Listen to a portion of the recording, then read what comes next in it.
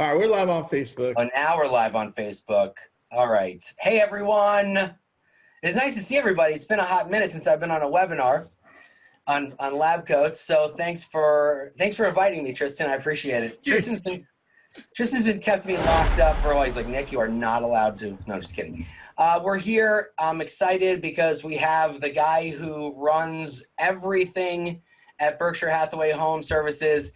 He is the Chief Executive Officer named Chris Stuart, and he has a ton of books behind him. We're not sure if he's read them. I'm sure he's read some. Chris, thank you for being here. I just learned the number one thing to do, because we're going to talk about crushing 2021, is to make sure that you read a lot of books. I'm just going to start with that question, because there's a lot of books behind you. If anyone's going to read one book next year, right, what book should it be? And then we'll jump into everything else. Oh, wow, that's a big question, Nick. I would say if you haven't already, read the book, The 4 Disciplines of Execution. It's a must. It's a must in your business building endeavors. Absolutely. The 4 Disciplines. I wouldn't say it's the funnest book. Yeah, it's not the funnest book, Nick, but, you know, in the spirit of crushing 21, that's a go-to book right there. Cool. The 4 Disciplines of Execution. Love it. Tristan, can you order me a copy real quick? Because I know you're on Amazon. I ordered all of us a copy. All right, cool. Well, thanks for being with us, Chris. It's always nice to have you. You've been on a bunch of webinars with us. So we're excited to learn how to make 2021 a better year than 2020. So I think, you know, based on what's been happening, it shouldn't be that hard. So appreciate you being here. Well, Chris, absolutely. And thank you guys for having me. Straight right into it, buddy.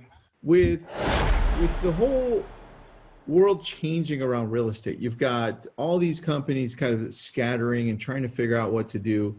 You were one of the first people I called when COVID hit. I think the day that the NBA canceled their season, I texted you. I said, "Hey, bro, do you have time to talk tomorrow or the next day?" And you're like, yeah, I remember that.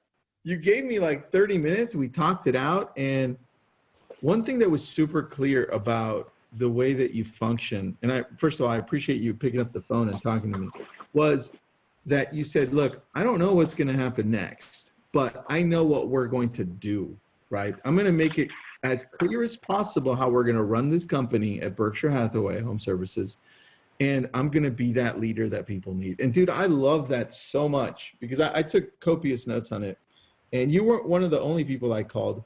But can you tell me here now, that day one of COVID officially hitting versus now, what have been some of the things that you've put in place for this company to continue to move forward at such an interesting time? Yeah. Well, first of all, I just want to say, Tristan and Nick, you know, I always appreciate, first of all, your leadership in the industry.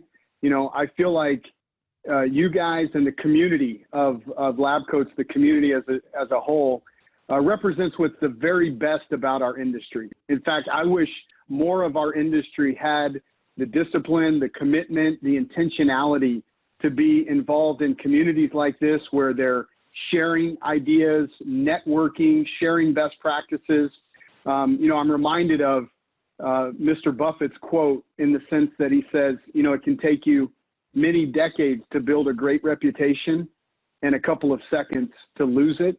And I feel like as an industry, we're kind of marked by that in the sense that so many of us can be doing such a great job and be so professional and so full of integrity with how we operate, and one bad agent experience amongst the consumer, and it ruins it for all of us, right? So I think that this community and what we're doing here represents the very best about our industry. And I wish real estate consumers got to see more of this side of our industry. So thank you to you, and thank you to everyone that's watching and or listening to this session around the world. So I would say, Tristan, back to your question, you know, the first thing that I feel like you want to do in any kind of a time of uncertainty or crisis is you've got to get your arms around what you can control. You know, what are the controllables in a scenario that's largely outside of your control? And as it related to the first pieces of this COVID shutdown and the unknowns that we were dealing with, it involved making sure that our companies, our agents, and our teams had a mindset of preparing their operation, looking at their expenses. Where could we minimize or consolidate or eliminate expenses? Where could I look at some business building activities that I know probably weren't going to pay off? How could I retrench in terms of having conversations with my sellers and preparing them for some uncertainty ahead?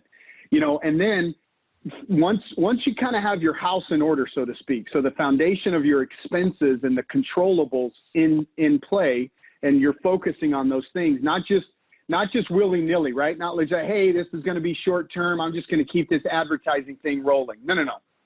Either make cuts right now or have contingencies to make cuts quickly.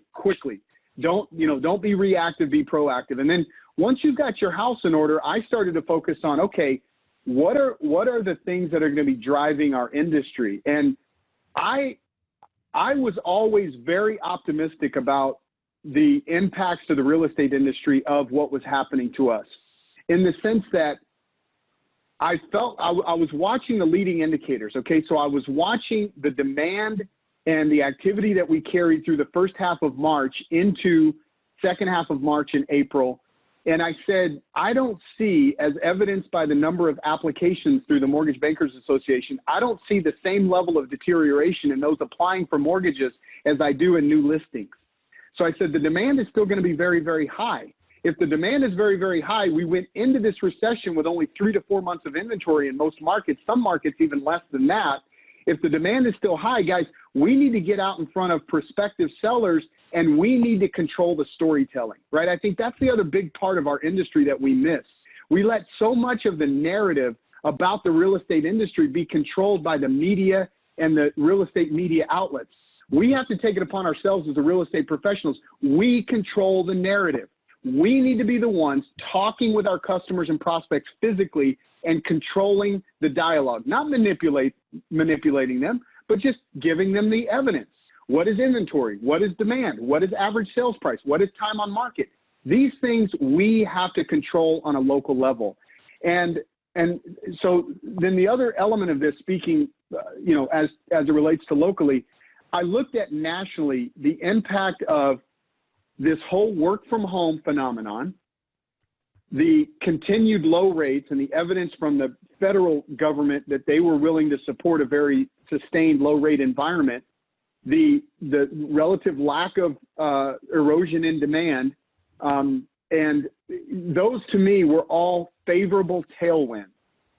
So I just took all of that and just carried a very optimistic, don't panic, control the controllable message into our network. And I think that I think it really has paid dividends. I mean, we're seeing record, above and beyond records that we had previously set. In other words, if we had markets that set records last year, boom, they're setting records this year. So the growth on a same store basis in many of our markets is now outpacing an otherwise hot market anyway, right? So I feel like those things played very, very well in our favor. Chris, you said something interesting. It is true that, we as agents have to start telling the story a lot better, because I personally feel, just from seeing it in my area and just from watching agents across LabCoatAgents, I'm sure some sales are down. I'm sure inventory is down, right? I'm sure that there may be less people looking at homes overall, but I firmly believe the reason why inventory is down is because, and I've said this over and over again, agents have a limiting belief that this is not the right time to buy and sell a property, and people, the consumer, typically isn't ready to move during a pandemic or during an election season, whatever it might be, right? But then you see the top agents in the industry who are doubling or tripling their business. They're taking a record amount of listings in a month. And the reason for that is all those other agents that are taking a step back because they think they know what the consumer won't do, they're losing out on that market share, and those mega agents are going and getting it and having their best year ever, right? And so 100%.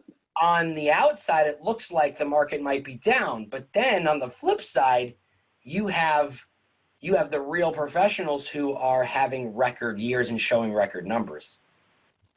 So I think it's crazy. I mean, and I said that in the beginning. I said, don't furlough yourself. Don't furlough yourself, right? And that's unfortunately what's happened is a lot of agents just furloughed themselves. Did you make that T-shirt? Exactly. Did you make that T-shirt for the whole company, Chris? Don't furlough yourself. Yeah, exactly. Be agents. Yeah, that would have been great. I love that T-shirt. And here's the thing, right? Is that it's the best news and the worst news. You're your own CEO. That's the good news. Bad news, you're your own CEO. Exactly. So, if you're gonna just mail it in, you missed out on an incredible opportunity, and I believe that we're in a sustained environment here. I think that what's upon us is, in my opinion, we're gonna look back at this time and recognize a historic movement in terms of the number of households moving in the United States that we haven't seen since post-World War II. Yeah, I firmly believe that. I'm talking about a 75-year precedent here in terms of the proportion of people moving, where we've been in an environment where only about 7% of our homes have turned over every year, right? I mean, so 93% of our homes on an annual basis, they were out of the market, so to speak. I think we're going to look back on this time frame and see an enormous movement of people, be it work from home, be it movement out of densely populated areas, be it renters moving to homeowners. There's just going to be a lot of movement, and I think there's great opportunity in the cyclical nature of that movement. In other words, people that desire to move out of the city centers, that's going to create an opportunity for those folks that have always wanted to be in the city centers. Now there's available inventory. And otherwise, in the absence of what we went through the last 6 months, they've probably been sitting on the sidelines another year or 2 or 3 years. That's very true, man. With all of that happening, which I think you're right on with it first. With all of this change happening too around us, though, I feel like real estate on the real estate side of us doing transactions is shifting a little bit because we have so much tech coming in and we have so much change happening. And I don't think a lot of agents are picking up on it. Some are. Obviously, you see some agents are having the best years they've ever had. Like my team is absolutely doing amazing right now. But those other ones that are not are still stuck. They furloughed themselves, like you said.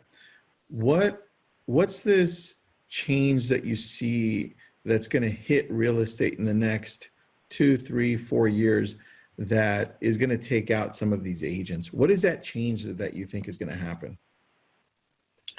Well, it's interesting, and I feel like I have a pretty objective view of technology in the business, primarily rooted in the fact that I started my career in technology. I didn't start my career in real estate. I started in technology. I worked for Oracle Corporation for many years. I was a global account executive.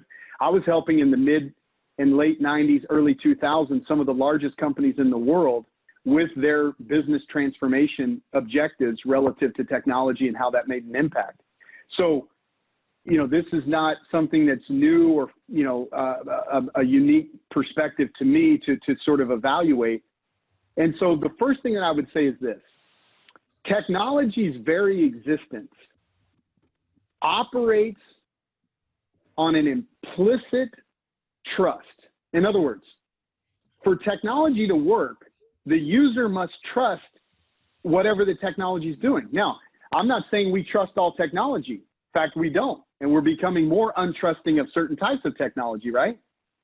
And I'm saying that in real estate situation, I think that the ability for technology to enter our space is on the basis of the trust that the consumer has with the agent.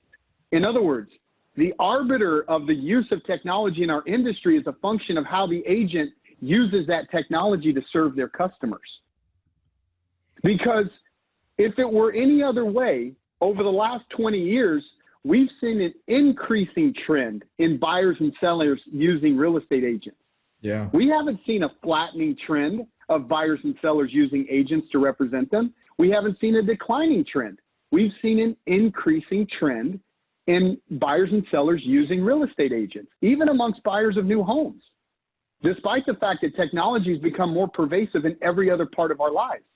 Now, do consumers use technology more than they did 15, 20 years ago? Yes, but they also use agents more. So what does that tell you? That tells you that ultimately the technology versus the person is separated by data and information on one hand and knowledge and wisdom on the other. And so I've credited in my messaging the fact that we're going to sell more homes in 2020 than we sold in 2019. That's the reality. Look at the forecast from the National Association of Realtors and NBA. We're going to sell more homes in 2020 than we did in 2019. 2019 was not a down year. It was a very good year in terms of real estate sales. We're going to sell more homes in 2020. So we're going to recover from the dip in March, April, and May of this year.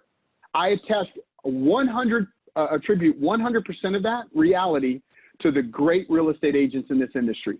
Full stop. If the consumer did not trust the agent, we would not be recognizing what's happening right now. People would not trust the technology to go and buy and sell virtually. We've got so many people buying $10, $15 million properties sight unseen. That's so true. Why? Not because they trust the technology anymore. That technology has been around 15, 20 years. And by the way, people have been using technology in other parts of their life, trading stocks as an example, evaluating stocks and purchasing automobiles and purchasing other high dollar ticket items completely virtually. But it's because of the trust of the agent. So what I want the audience to understand is the currency of trust is the most important thing that you can establish and manage and sustain and focus on going forward. Because the technology will allow you to achieve efficiencies that you have not previously seen in your business. Think about how quickly you can engage in a trust and dialogue and rapport with new buyers, get them pre-approved, show them property, compress that part of the process. Same thing with prospective sellers. The same thing with developing new spheres of influence in your feeder markets. That now the technology and its ability to help you merchandise yourself and exhibit your trust qualities to audiences or outside of your core market, it's gonna drive efficiencies like no other. So the people that get that, Tristan and Nick, I think they're gonna crush it. They're gonna crush it, and those that don't, I think that they're gonna continue to kind of be reactive to the marketplace. Hey, Chris, I have a question. So, this obviously was a year that was kind of unprecedented. Not a lot of us saw. I mean, we didn't see what was coming, obviously. And we had to pivot a lot. We had to figure out how to, work remotely, how to sell homes remotely. And brokerages like Berkshire Hathaway, had to make sure that they retained their agents and grabbed their agents' attention, right? So what did you guys do specifically this year to hold on to your agents and make sure that they were still acknowledged and appreciated and trained? And then how is that going to kind of set the tone for how you're going to shape 2020 for them?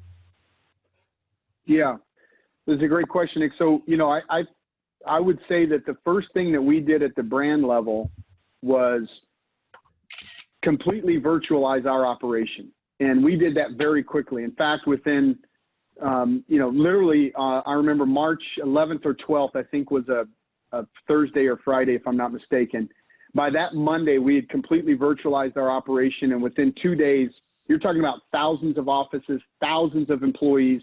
We were completely virtualized, and then had a plan to extend all of our communications, all of our training, all of our engagement in the form of sales meetings and events, et cetera, into a virtual environment, so that we lost very little, if any at all, momentum and connectivity with the agents. And I remember participating on so many of our company events, whether it was sales meetings or trainings on a weekly basis around the world.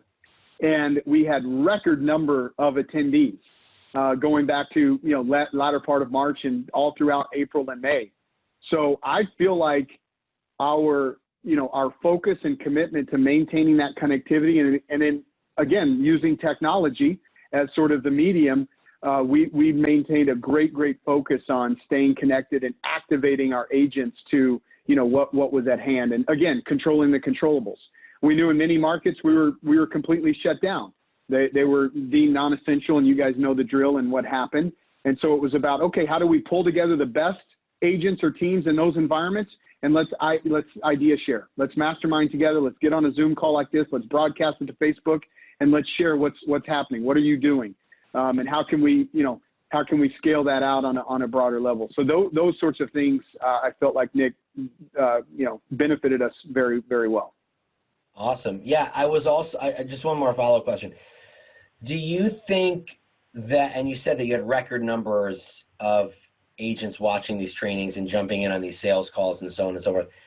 Like, do you feel that, because I know a lot of corporations like Twitter, for instance, right? What was it, Tristan? Twitter is allowing their employees to work at home all through 2021. Like, do you think that this is going to be the new norm, or is this going to be kind of a hybrid? Like, well, how are we going to go in terms of the direction, like, with where our agents are going to work from? Yeah, I still, Nick, fundamentally believe that, we're such social creatures. Yeah. That I think that over time, as the comfort level and familiarity with, a post-COVID world, whether it's vaccines or therapeutics or, understanding, the implications of this, whatever it means, that there will be a time in which people are more comfortable. However, I think people have also recognized, geez, I set myself up in my home office. I got a lot of stuff done. So maybe the things that I needed out of that physical office aren't necessarily the same. And so what I'm saying is the agents or the teams might recognize, hey, we can get more done by being more, hybrid in our approach. And maybe some of our fixed team members sit in the office, but maybe some of our selling team members are more hybrid between a home office and the physical real estate office. And I think what that allows the companies to do in terms of reconfiguring and calibrating their resources, their physical workspace, how they train, how they leverage technology, and optimizing their operations accordingly, that I think that we need to view this as a new normal from that standpoint. So in other words, I don't know that there will ever be a world where, at least I'm speaking for myself personally, where I want to go out and visit a company and present to that company and not also simultaneously broadcast that to a Facebook Live audience or to the rest of that company. I want to be fully accommodating to whatever every single agent of that company feels comfortable with. And I'm okay with looking at that as a forever perspective. I'm okay that is just how we operate moving forward. And then I would encourage agents to think the same. I think that agents need to feel similarly that there could be a portion of their customer base that forever wants to be comforted that we're taking the necessary precautions to show property, to list property, to hold open houses or whatever it might be, so that you're appealing to the widest possible audience. I love that. Dude, let's go a little deeper into that forever thing that you just said, which is with the client. The very first time I talked to you about this, and Troy, you guys mentioned something along the lines of a forever client or a forever relationship. Can you go deeper into that mindset or that approach or that philosophy that you guys have? Yeah. And I would just say this, Tristan, as kind of like the threshold issue. So in other words, what is the opportunity or problem that I see that I'm trying to solve? And I think we get hung up on this too much in the industry. In other words, I think there's a lot of companies in our industry that have solutions and they're looking for a problem to solve. And I think we've got to go about it the other way. Like, what problem are you trying to solve in your business, right? Whether you're an agent, a team, a broker, a franchisor, okay? And I would say one of the threshold problems that I see in the industry is that there's not enough real estate professionals that really think about themselves as true CEOs. Like, you are the CEO of a small business enterprise. Whether you're an individual agent or a team, you run a very significant, potentially significant operation in your local economy. And if you looked at that from the standpoint of CEO, I think that we would start to change our language from leads and contacts and databases to clients and practices. And I believe that one of the like elusive opportunities in our industry is to really build businesses that have saleable value. How many real estate agents and teams actually create a business that has a sellable equity opportunity that they can pass on to their family, their team members, or another agent in their business? I think very few. Why is that? Because we don't think about our business as CEOs. We don't look at net income and our earnings before our interest, taxes, depreciation, and amortization. These fundamental key terms as CEOs that I feel like we're missing. And as a result, the industry is very transactional, right? We're just chasing the next deal. Let's just chase the next contract, chase the next listing, chase the next buyer lead that comes into the door or into our inbox. And we're missing. And we're missing big. And I'll evidence this with one statistic, okay?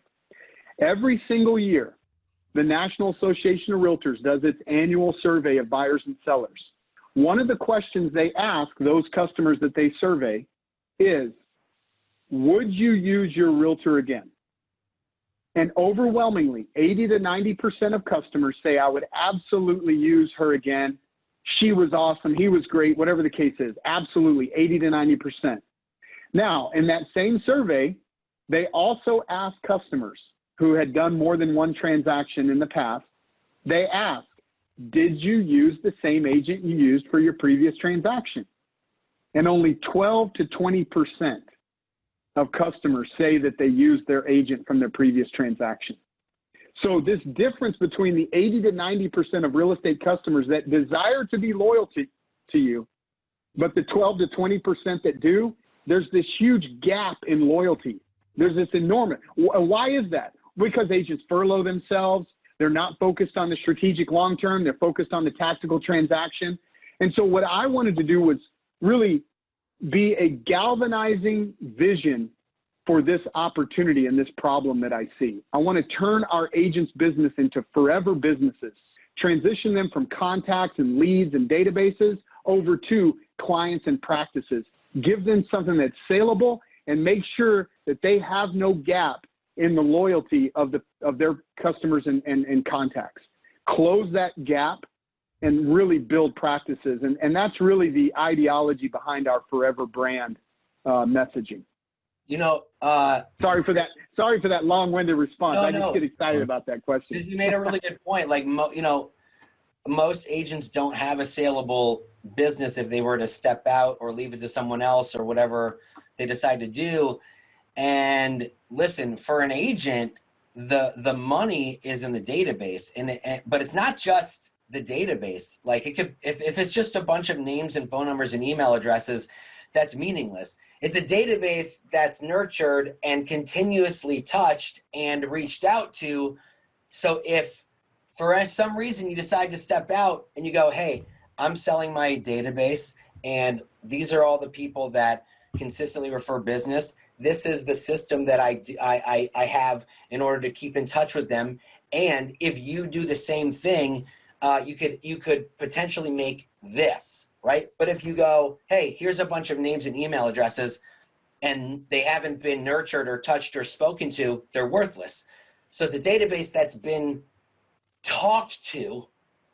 That's where the money really is. Would you agree with that? Because I could hand you 16,000 names and numbers and email addresses and they're worthless, you know? Yeah, 100%. Yeah, I mean, look, what you just described is called the phone book. Yeah, right. Okay, that's names and numbers. Okay, but what I'm saying, Nick, is this: it's beyond the database. It has to transform to a client base.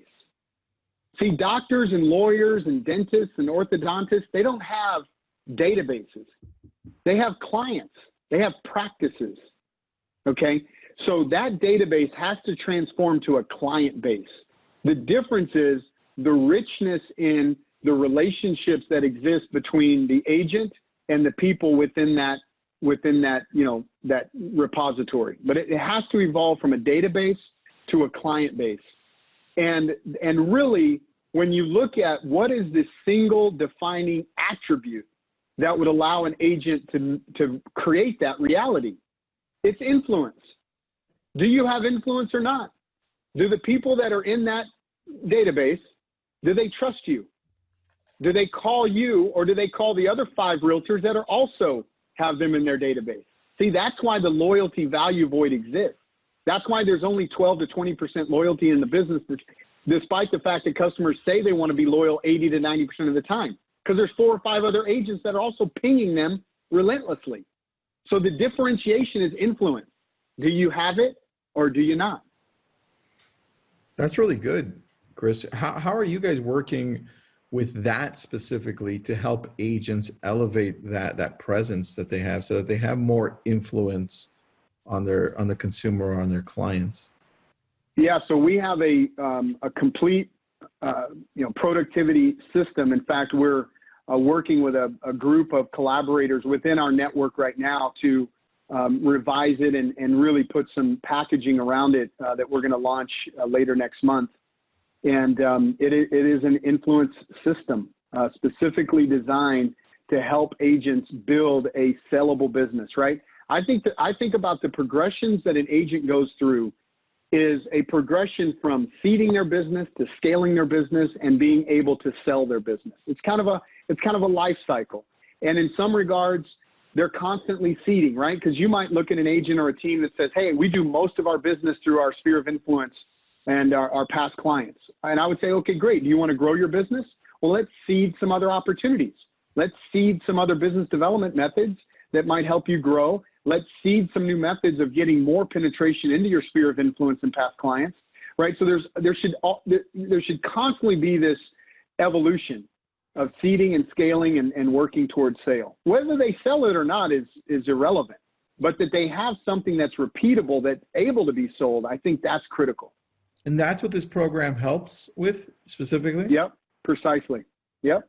Do you guys go, so can you go a little deeper into that so that people can get like a sneak peek into what it is that you guys focus on? Like, do you guys set up the whole financials for the agent, go along the process of what growth looks like? What does this look like? Yeah, I mean, really everything is anchored around what are the methods of business development, right? And here's the beautiful thing about this industry. There's not an infinite number of methods from which to generate business. There's a finite number, right? I'm working my sphere of influence and past clients. I'm geographical farming. I'm open house. I'm door knocking. I'm prospecting by phones. FSBOs, just listed, just sold. I'm buying leads digitally. In the world of digital, we really look at it as social search and email. Those are 3 distinct quadrants. And then within that continuum of business development methods, the most important thing that agents have to understand is there is a difference between how you appeal to the people that you already know and trust, let's call that your database, and the universe of prospects that have no relationship with you. And if you were to step outside of the real estate industry, those 2 things would be distinguished under the headings of acquisition and loyalty. So in other words, the things that a company does to drive loyalty, that is to the people that they already know and trust, are completely different than the things that people do, businesses do, to drive new customer acquisition. So if you were to go to Marriott Hotels or Delta Airlines or a department store like Nordstrom's or you take your pick. Okay, if you were to sit down with those or maybe insurance like State Farm or Geico, if you were to go meet with the chief revenue officer or the chief marketing officer of those businesses, they would have a very clear articulation between how they structure their budget and how they structure their time and resources between acquisition and loyalty. That is, getting people that already know and trust them to transact versus attracting new people. Most of those businesses would differentiate or separate 70 to maybe even 80% of their budgets on loyalty. So that means they're spending 70 to 80% of their time and money focused on how to get people in their business, in their existing database to transact or retransact. We in our real estate industry are completely inversed. We spend 80% of our time and money focused on attracting new people. That's one of the reasons that the loyalty value void exists and is as broad as it is. And when you look at those other industries, like I'm a Marriott rewards person. Okay, so in Marriott's world, their chief marketing officer, they look at the Stuart household and they say, oh, he's a loyalty person. I don't need to acquire him. He's already a loyalty person, right? Same thing with Southwest Airlines or Delta or Nordstrom's or Chevron gas station or the grocery store, okay? These people understand that it costs 25 times more money to generate a new prospective customer than to keep one that you already have. And so we need to understand that we have to create these separations of how we're targeting these people, how we're talking to them, how we lead convert. All of these mechanisms must be different. And then from there, Tristan, all of the downstream executions of what am I saying? What is the call to action? What is the difference between, hey, I just generated a newsletter. It went out to my database. How do I complement that newsletter with social posts that go out on a frequency until my next newsletter? And how does the content of my newsletter need to show up in my website, right? These executions and the interplay between these pieces of your business have to be there. And that is what our system creates for our agents. That's pretty awesome. Pretty man. exciting, right? I love that. Yeah. I want to take a peek under the hood, man. Yeah, absolutely. Absolutely. I love that. All right. So I see that you're expanding right now. I was looking at press earlier on today. I saw you guys are expanding to Mexico, San Miguel Allende, which is really nice, right? That's a beautiful spot. Luxury, right? Is. So can you tell me Berkshire Hathaway HomeServices plans for expanding in 2021? Because a lot of companies right now are going the reverse way. They're just kind of holding tight to see what's going to happen. But you guys are moving forward. Can you talk a little bit about what that looks like? Yeah, I mean, you know, globally, and I would say the same is true of the U.S. market is, you know, we want to have a presence everywhere there's an organized real estate industry. So if they're, you know, selling real estate in an organized way and there's, you know, some semblance of structure and you know, an infrastructure, if you will, and people are focused on that as a profession.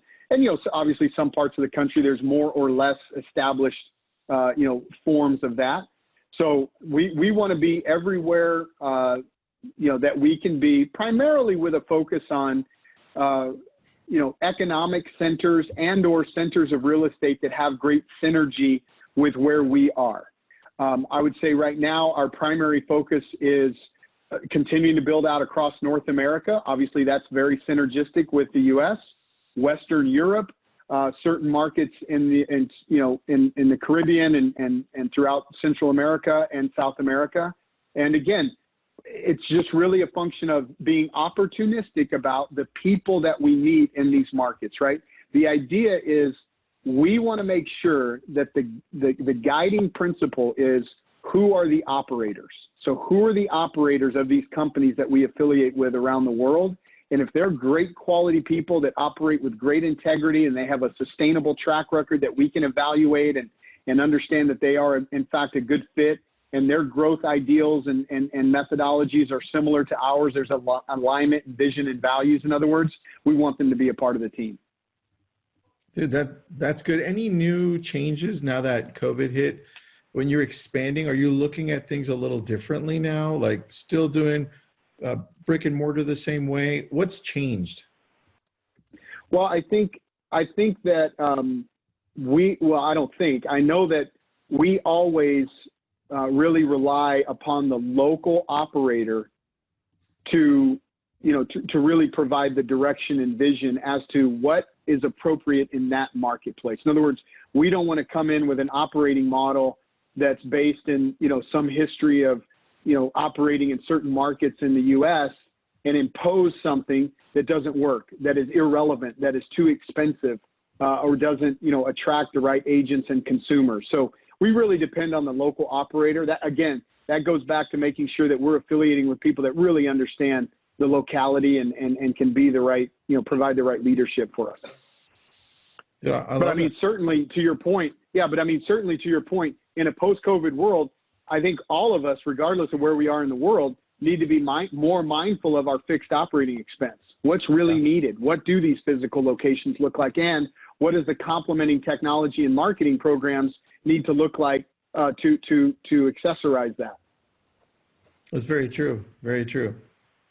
So here we've only got about 5 minutes left. Nick, any question you want to add in there? Because if not, I've got so, one. you know, I want to, I want to talk about, because we want to tell people how to have a great 2021, right? Like, hopefully, you know, it's been tough in my house in the sense of, like, you know, my kids started virtual learning. You know, I'm down here in my home office working all the time, and, you know, my wife is being the teacher, and, you know, obviously we didn't sign up for that. So it's been stressful. What are some of your top agents, Chris, that you are in conversation with? What have some of them been doing this year that's been working really well, so they can kind of, because we're all in the same position, a lot of us are, so they can still have a great business but also do what needs to get done at home? Because I think a lot of people are feeling like, okay, if I have a bad year, I'm not, you know, I'm neglecting my business, but then I got to take care of my kids at the same time, right? It's like it's this balancing act, right? What would you suggest? What would a top agent do to help with this balancing act next year? Because it's going to continue at least into the first quarter, if not more. Yeah. And obviously, you know, all of us, each of us has our own, you know, personal realities that are so different and need to be managed and balanced accordingly. So, you know, I don't want to comment or, try to touch that, because it's so different, right, for everyone. And so I would say, I think the most important thing is to continue to focus on our mindset, right? This entire business comes down to the inches between our ears. And we've got to be very intentional about who we're surrounding ourselves with, what we're feeding our minds. I think we need to read and listen more and watch less. And I think everything starts with that, okay? So let's assume that we get past that, and let's assume that we can find the right balance in our family lives to deal with all of the other things that are pulling at us outside of our professional goals, okay? When we get to a stable footing, and again, mindset is very much about controlling the controllables. Don't get yourself so over levered on focusing on the things that you can't control, okay? So beyond mindset, then what I would say is you must operate from a plan, okay? And I'll share with you some results of a survey I recently read. Between a group of earners, there were two cohorts, okay? One group averaged earned income is $250,000. The other group average income earned was $70,000, okay? 100% of those earning $250,000, 100% operate from the basis of written goals and a written business plan. Those earning $70,000, 82% had written goals, only 66% had written business plans. Yeah. Of those operating with $250 as their average income, they prospected 4.6 days a week for 90 minutes per session. Those that make 70, only 3.5 days a week, averaging 60 minutes per session. So what I'm saying is you need to be very intentional about what you're trying to achieve and the metrics understanding of what it takes to get there. And assuming that your mindset is right, okay, because that's the key caveat there that we have to establish first. But assuming that's right, then I would say the other biggest variable is, do you operate in an environment of accountability? Are you accountable to someone other than yourself on a daily basis? That could be a mastermind, that could be a coach, that could be a family member, that could be an office manager, it could be whatever it is, okay? But I want you to be very intentional and clear once your mindset is right. And remember, mindset is not a sometimes thing. You know, I often, and I've heard this, and I know you've heard it too, but I often am still puzzled by, you know, people overestimate what they can accomplish in a year, but underestimate what they can accomplish in a week. And so many people have a plan, and the moment they get off of that plan, let's say it's weight loss, let's say it's prospecting, let's say it, whatever you choose, okay, diet, working out. They have an ambitious plan. It's for the new year, and they're hard at it for 10 days. They fall down 11 days, 12, 13 days. And for some reason, they're completely lost. I can't. It's like, no. You had 11 days of success, 3 days of failure. There's another 352 days left in the year. Okay? There's 352 days. So in other words, mindset and preparation and accountability is a daily exercise. It's a daily routine. And sometimes it happens multiple points throughout the day. So don't get discouraged. Be intentional. Operate from the basis of a plan. It doesn't have to be elaborate. It can be very, very simple, in fact, on the back of a napkin if you want. And do so in an environment of accountability. Dude, I love that. I mean, that was so clear.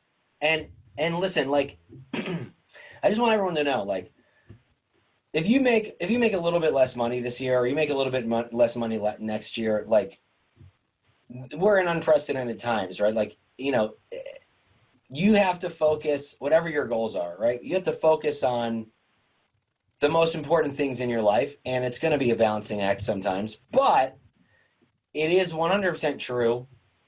If you do write your goals down, you're going to do more. You just are, and you'll figure out a way, right? Like, you'll just figure out a way. Like, it's been chaos at my house, right? Like, chaos. And we're doing the best that we can. That's all you can do. And things have to get done. You still have to make a living. You still have to service your clients. And if you have to stick an iPad in front of your kids for a few hours, you got to do what you got to do. Really, like, that's what it comes down to, right? So yeah, that's it. And, you know, and if you got to give them ice cream for breakfast because you have a meeting, then you got to give them ice cream for breakfast because you have a meeting. We're not in normal times. Like, you just have to do it. So I completely. Yeah. And it goes back. Yeah, and it goes back to controlling the controllables, right? I can't control that the kids must learn from home. I can't control it. I mean, maybe I could. I go down to the school board and yell and make a fuss down there. I guess maybe, but you know what? I'm not going to. I'm not going to. I know I'm not going to. So I'm going to make the absolute best of this. I'm going to put on some great music, fun music in the morning. We're all going to get up at the same time and have a good time, and then we're going to go, you know, kick butt. And we're going to have some breaks at lunchtime. We're going to make the absolute best of it and control the portions that we can control. That's it. I love it, dude. That was very clear cut and to the point. And, you know, whatever that looks like to you, no one's going to judge you. Just do it. Write it down. Whatever it looks like is fine, you know? Dude, that was, Chris, I'm going to replay what you said over because I couldn't take notes fast enough. That was so well said, dude. That was prime, bro. I appreciate that. Awesome. Yeah. All right. So everybody tuning in, Chris Stuart, CEO of Berkshire Hathaway HomeServices, and Nick, myself, thank you so much for spending about an hour with us here. Chris, if somebody wants to join Berkshire Hathaway, is there a website that gives them like a breakdown of what they offer so they can go visit it? Yeah. You know, each one of our companies is a little bit different, Tristan, in that regard. So, you know, as the head of the franchise brand, we've got hundreds of companies, and literally each one in their own individual markets offer things that are unique to themselves. And there's some wonderful companies. Of course, you can go to bhhs.com and see all of our offices and all of our great companies and markets where we operate. But I would like to invite everyone, Tristan and Nick, to visit me on my Facebook page, like and follow my page. I post a lot of content. I'm sharing videos, sharing best practices and ideas and things like that. I'm simply at HSF Chris Stuart. Maybe you could post that in the thread. You've got my stuff there, Tristan. And then I also host a podcast called Good to Know. I'd love to hear from anyone if I can help in any way. Anything that I can do for the great people in this industry, I'm happy to do that. Awesome, man. I just posted it in. Appreciate you being on, man. I got to jump off too, but this has been a lot of good nuggets. I'll have to rewatch it. Thanks, Chris. Take care. Nick. Have an awesome day. Bye-bye.